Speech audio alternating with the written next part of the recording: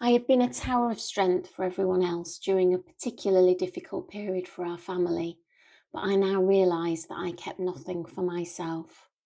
It was a gradual process, but eventually I shut myself away from my usual confidants and focused all my energies on my loved ones who needed me. After all, I couldn't talk about what was happening without crying, so it was just easier not to talk about it at all. It was only when their lives started to adjust to a new kind of normality that it hit me. Now, when I look back at how I felt when my mental health was at rock bottom, I can't believe how much I had deteriorated without even realizing it. My symptoms were surprisingly physical, from panic attacks, which left me feel like I was dying, they were awful, to paralysis, which was a terrifying experience. I dreaded going to bed. I was exhausted, but I never felt like I slept. I either seemed to enter a frustrating, semi conscious state where my mind was still racing, or I was having awful nightmares. In the daytime, I couldn't concentrate, and it was becoming increasingly difficult to keep up the facade. I was breaking down in tears, on edge, and irritable.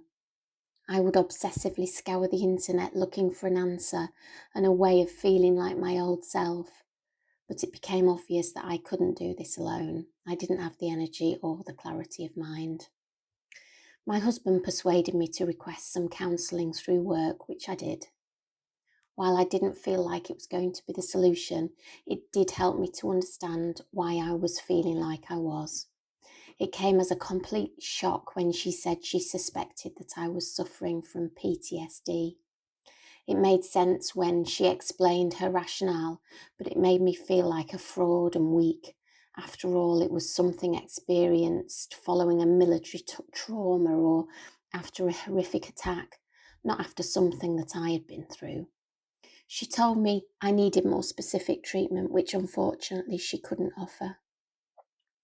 The thought of going through the detail of everything again with someone different filled me with dread, so I opted for a course of acupuncture.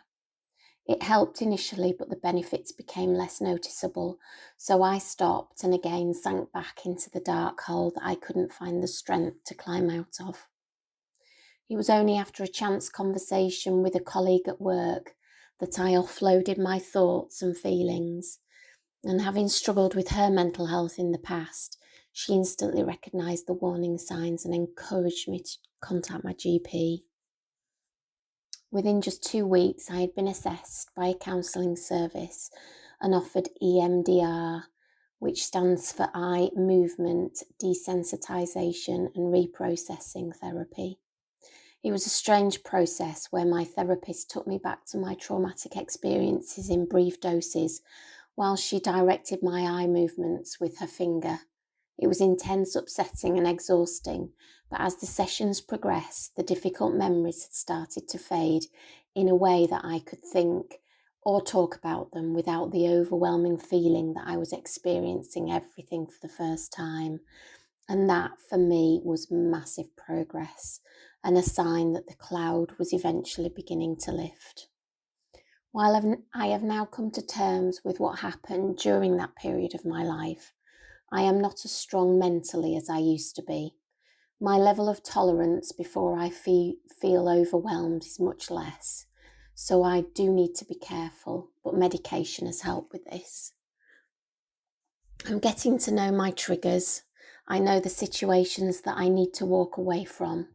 I know it's okay to say no, and I know that there are times when it's okay to be selfish. But most importantly, I always try to remember myself of the analogy that I definitely need to put my own oxygen mask on first before putting everyone else's on. I'm useless to everyone else if I don't look after myself, and that is really key to me being able to continue moving forward like I have been.